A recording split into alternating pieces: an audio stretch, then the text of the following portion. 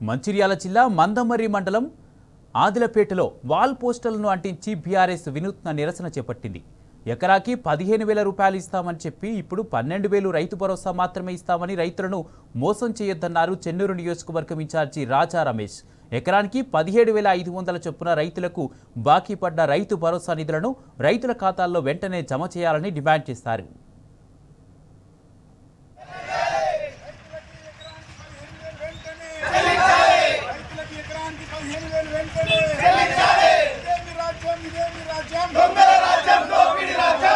ఏదైతే ఈ రైతుల కోసం ఈ దొంగ కాంగ్రెస్ పార్టీ ఎన్నో వాగ్దానాలు చేసి రైతులను నట్టేట ముంచి రైతు భరోసాని అమలు చేయలేదు.